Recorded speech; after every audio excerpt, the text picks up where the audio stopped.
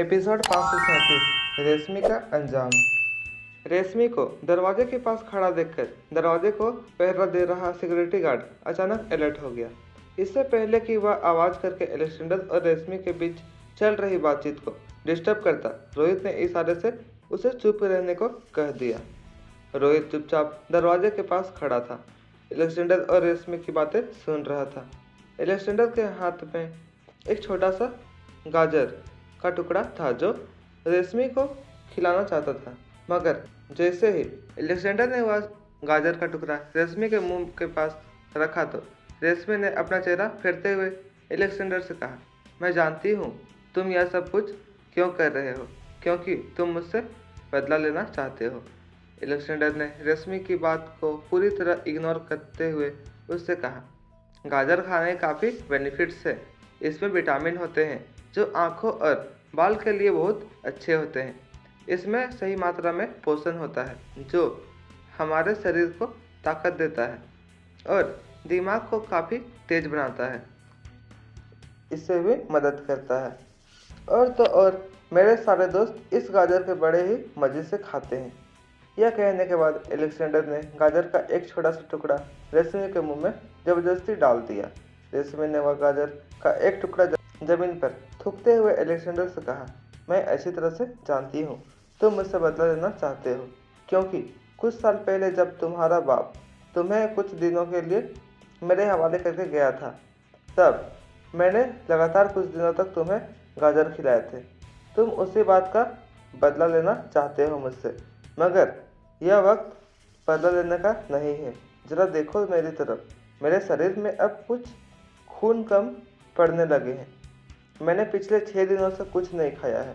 अब अगर तुमने मुझे रोटी चावल या सब्जी नहीं ला कर दी तो मैं सर इस सड़े हुए गाजर के सहारे, पर मैं अब और जिंदा नहीं रह पाऊंगी। तुम मेरी बात का सीरियसली क्यों नहीं ले रहे हो? नन्हा सा एलेक्जेंडर अपने दोनों हाथ अपनी कमर पर रखकर रेशमी से कहने लगा, बात तो आप नहीं समझ रही हैं। इस गाजर में इतना ताकत है कि आपको मरने नहीं देगा और तो और ये शरीर की चर्बी घटाने में भी बहुत मदद करता है और आपको फिक्र करने की कोई ज़रूरत नहीं है। आप मरेंगी नहीं, इस बात का प्रॉमिस मैं पापा को देकर आया हूँ। रेशमी ने बचपन में एलेक्जेंडर के साथ जो कुछ भी किया था, वह बात जब रोहित के कानों पर पड़ी तो अचानक ही उसके दिल में रेशमी के लिए नफरत बढ़ने लगी। रोहित की आंखों में खून सवार हो गया था। रोहित ने अपने हाथों की दोनों मुट्ठियां कस ली, मगर कोई भी एक्शन लेने से पहले रोहित रेशमी और एलेक्जेंडर के बीच चल रही बातचीत को पूरी तरह से सुन लेना चाहता था। एलेक्जेंडर की बात पूरी होते ही रेशमी ने अपने एक हाथ से एलेक्जेंडर की टी शर्ट पकड़ने की कोशिश की, मगर ठीक वक्त पर एलेक्जेंडर ने अपने कदम पीछे हटा लिए। रेशमी ने कई दिनों से कुछ खाया नहीं था, इसलिए इससे पहले कि रेशमी अपने पैरों पर खड़ी हो पाती, उसके कमजोर शरीर ने उसका साथ छोड़ दिया और रेशमी सीधे जमीन पर गिरी।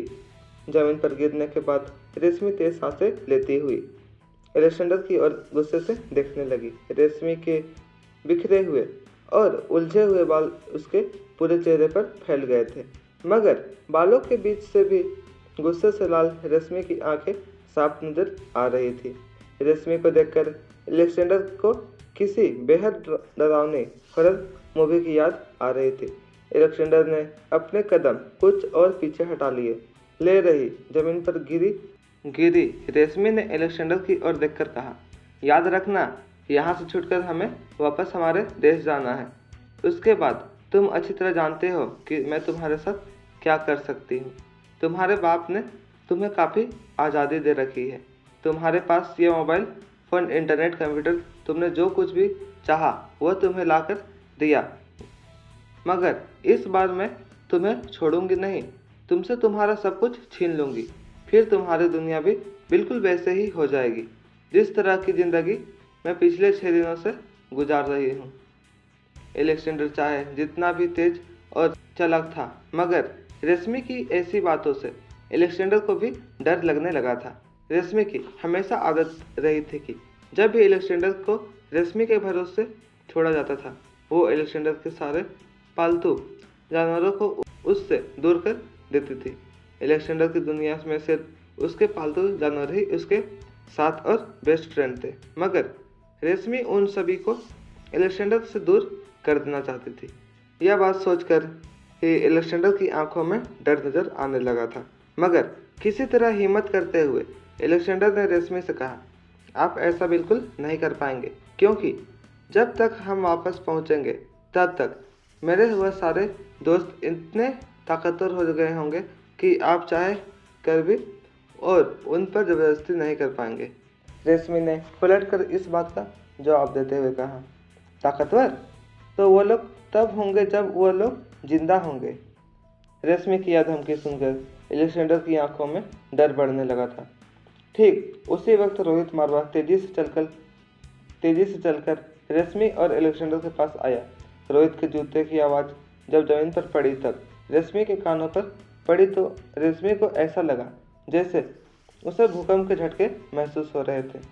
जब उसने नज़र उठाकर देखा तो रोहित की आंखों में उसे गजब का गुस्सा नजर आ रहा था। रोहित और अलेक्जेंडर दोनों ठीक अगल बगल में खड़े थे, मगर कहीं न कहीं दोनों के खड़े रहने की स्टाइल हूबहू एक दूसरे से मिलती थी। यह नज़ारा देखकर खुद रेशमी की आंखें फटी की फटी रह गई।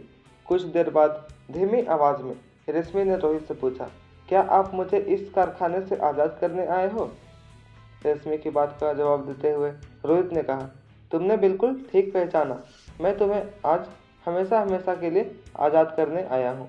इसके बाद तुम्हें मुझसे कोई भी शिकायत नहीं होगी। रोहित की बातों के पीछे जो मतलब छुपा था वह मतलब रेशमी अच्छी तरह समझ चुकी थी।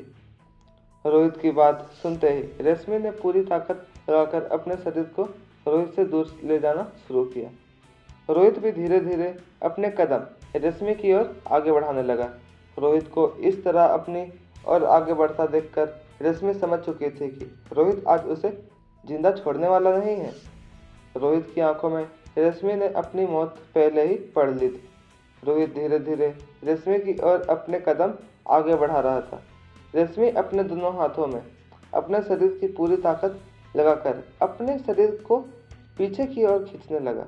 रेशमी ने सिसकती हुई आवाज में रोहित से कहा, आप मुझे इस तरह नहीं मार सकते, मैं अलेक्जेंडर की माँ हूँ। जब रेशमी ने यह बात रोहित को कही तो रोहित के ठीक पीछे खड़ा अलेक्जेंडर खामोश अपनी जगह पर खड़ा रहा। वह चाहता था कि रोहित को यह बता सकता था कि रेशमी उसकी माँ नहीं थी, मगर अलेक्जेंडर ने क्रिस्टोफर से वादा किया था कि वह रेशमी की असलियत किसी को नहीं बताएगा। इसलिए अलेक्जेंडर चुपचाप अपनी जगह पर खड़ा रहा, सब कुछ देखता रहा। हालांकि अलेक्जेंडर को इस बात का बहुत ताज्जुब हो रहा था कि अचानक ही रोहित अंदर आकर रेशमी पर इतना गुस्सा क्यों कर रहा था। वह एक बार अपने मन ही मन में सोचने लगा कि कहीं उसने अभी रेशमी को हमेशा की तरह आंटी कहकर तो नहीं बुलाया था, क्योंकि अगर यह बात रोहित ने सुन ली तो क्रिस्टोफर को दिया हुआ वादा टूट जाता और रेशमी की असलियत सबके सामने आ जाती। अलेक्जेंडर ने क्रिस्टोफर से यह वादा किया था कि वह दिल्ली आकर किसी को रेशमी की सच्चाई नहीं बताएगा, मगर इसका मतलब यह नहीं था कि अलेक्जेंडर रेशमी के लिए झूठ बोलेगा। चाहे अलेक्जेंडर ने रेशमी को आंटी कहकर नहीं बुलाया था, मगर उसने रेशमी को माँ कहकर भी तो नहीं बुलाया था। इस बात का अलेक्जेंडर को तसल्ली थी। अचानक रेशमी की ओर बढ़ते हुए कदम रोहित ने रोक लिया। रोहित रेशमी के ठीक बगल में अपने घुटनों पर बैठकर कहने लगा, वक्त आ गया है कि तुम्हें हमेशा के लिए आज़ादी दे दी जाए। तभी अचानक रोहित के कानों पर नन्हे से अलेक्जेंडर की आवाज़ पड़ी। वह कहने लगा, देखिए, दरअसल वह। इससे पहले कि अलेक्जेंडर अपनी बात पूरी कर पाता, रोहित ने पीछे मुड़कर उस पर चिल्लाते हुए कहा, चुप हो जाओ, बिल्कुल। जो बात तुमसे पूछी नहीं गई हो उसका जवाब देने की कोई ज़रूरत नहीं है। हालांकि रोहित ने अलेक्जेंडर की दिल्ली पहुंचने के बाद कभी भी अलेक्जेंडर के साथ ऊंची आवाज़ में बात नहीं की थी, मगर इस वक्त जब रोहित ने बड़े ही गुस्से से तेज आवाज़ में अलेक्जेंडर से यह कहा कि अलेक्जेंडर की जैसे सांसें थम गई थी। एलेक्जेंडर के नन्हे हाथों की उंगलियां पूरी तरह से फैल गई थी। एलेक्जेंडर बड़ी बड़ी आंखों से रोहित को देखने लगा। एलेक्जेंडर के चेहरे पर घबराहट देखकर रोहित ने सिक्योरिटी गार्ड को आवाज़ देकर कमरे के अंदर बुलाया। जैसे ही गार्ड अंदर दाखिल हुआ, रोहित ने उस गार्ड से कहा, बच्चे को कमरे से बाहर ले जाओ। एलेक्जेंडर अच्छी तरह से जानता था कि इस वक्त उसके पास रोहित की बात मानने के अलावा और कोई चारा नहीं था। एलेक्जेंडर ने क्रिस्टोफर से वादा किया था कि वह रेशमी को मरने नहीं देगा, मगर एलेक्जेंडर को अपनी आंखों के सामने अपना वादा टूटता हुआ नजर आ रहा था। रोहित का ऑर्डर मिलते ही सिक्योरिटी गार्ड ने नन्हे से एलेक्जेंडर को अपने हाथों में उठा लिया और कमरे से बाहर की ओर ले जाने लगा। एलेक्जेंडर मुड़कर रोहित और जमीन पर लेटी रेशमी को देखने लगा। जैसे जैसे सिक्योरिटी गार्ड के कदम दरवाजे की ओर आगे बढ़ रहे थे, एलेक्जेंडर को रोहित के शरीर का आकार छोटा होता हुआ नजर आ रहा था। देखते ही देखते रोहित और रेशमी एलेक्जेंडर की आंखों के सामने से गायब हो गए। सिक्योरिटी गार्ड एलेक्जेंडर को लेकर कमरे से बाहर चला गया। सिक्योरिटी गार्ड और एलेक्जेंडर के जाते ही रोहित ने एक और सिक्योरिटी गार्ड को इशारा किया। सिक्योरिटी गार्ड अपने मालिक का इशारा मिलते ही कमरे से बाहर चला गया और बाहर से कमरे का दरवाज़ा लॉक कर दिया। जब कमरे से सभी लोग बाहर जा चुके थे तो रोहित ने मुड़कर जमीन पर पड़ी रेशमी की ओर देखा। रेशमी का पूरा बदन जैसे बिजली की तरह तार की तरह कांपने लगा था। उसे रोहित की आंखों में अपनी मौत नजर आने लगी थी। वह तेज सांसें लेते हुए धीरे धीरे सिर्फ एक ही बात कह रही थी, मुझे मत मारना, मैं एलेक्जेंडर की माँ हूँ, मैं एलेक्जेंडर की माँ हूँ। रोहित ने फिर अचानक ही अपनी जगह से खड़े होते हुए जमीन पर गिरी रेशमी की ओर देखकर कहा, अगर तुम्हें पता ना हो तो एक बात बता दूं, तुम तो माँ कहलाने की लायक ही नहीं हो। मैं तुम्हें वहीं भेज रहा हूँ जहाँ तुम्हें होना चाहिए। तुमने मुझसे आज़ादी मांगी थी, तो चलो मैं तुम्हारी एक ख्वाहिश भी पूरी कर देती हूँ। तुम्हें हमेशा हमेशा के लिए आज़ाद कर देता हूँ। रेशमी रोहित की यह बात सुनकर जोर जोर से चिल्लाने लगी। रेशमी चीख चीख कर मदद के लिए पुकारने लगी, मगर रोहित बिल्कुल रिलैक्स होकर रेशमी को यह सब कुछ करते हुए देख रहा था, क्योंकि वह जानता था कि इस कमरे की सारी दीवारें बिल्कुल साउंडप्रूफ थी। अगर इस कमरे में खड़े होकर शेर ने भी दहाड़ना शुरू किया तो उसकी आवाज़ कमरे से बाहर नहीं जा सकती थी। जबकि रेशमी तो 6 दिनों की भूखी कमज़ोर लड़की थी। चाहे कितनी भी ऊंची आवाज़ में रेशमी चीख पुकार लगाए, उसकी आवाज़ किसी के कान तक नहीं पहुंचने वाली थी। जब सिक्योरिटी गार्ड ने एलेक्जेंडर को अपने कमरे में छोड़ा तो कुछ देर तक जमीन पर कान लगाकर एलेक्जेंडर नीचे से आने वाली किसी आवाज़ को सुनने की कोशिश कर रहा था, मगर काफ़ी कोशिश करने के बाद भी उसके कानों पर कोई आवाज़ नहीं पड़ी।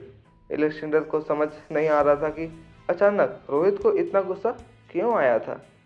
क्या इसमें उसी की कोई गलती थी? मगर बार बार मन ही मन सोचने के बाद भी एलेक्जेंडर को याद नहीं आ रहा था कि क्या उसने ऐसा कोई बात तो नहीं कह दी जिससे रोहित को गुस्सा आ गया।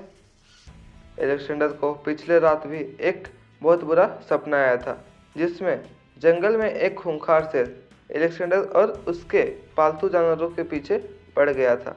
एलेक्जेंडर और उसके दोस्त जंगल में दौड़कर अपनी जान बचाने की कोशिश कर रहे थे। इससे पहले कि वह खूंखार शेर एलेक्जेंडर को खा जाता, एक लंबी कद काठी का अंजाम आदमी एलेक्जेंडर को उस शेर से बचा लेता है। कहीं ना कहीं एलेक्जेंडर को यह अंजाम आदमी बिल्कुल रोहित जैसा लगता था, इसलिए एलेक्जेंडर रोहित की निगरानी में अपने आप को बिल्कुल सेफ महसूस करता था। धीरे धीरे एलेक्जेंडर के मन ही में चल रहे रेशमी के ख्याल बंद हो गए और उसकी आंखें लग गई। सुबह सुबह रोहित सोते हुए एलेक्जेंडर को कार में लेकर अपने विला चला गया। जैसे ही रोहित ने एलेक्जेंडर को ऊपर के फ्लोर के बेडरूम में सुलाया, नीचे वाला की लिविंग हॉल में नन्ही सी रिया की आवाज़ गूंजने लगी। अनिका रिया और आर्यन को लेकर रोहित के विला में पहुंची थी। नेक्स्ट एपिसोड सुनने के लिए चैनल को सब्सक्राइब करें। Thanks for watching.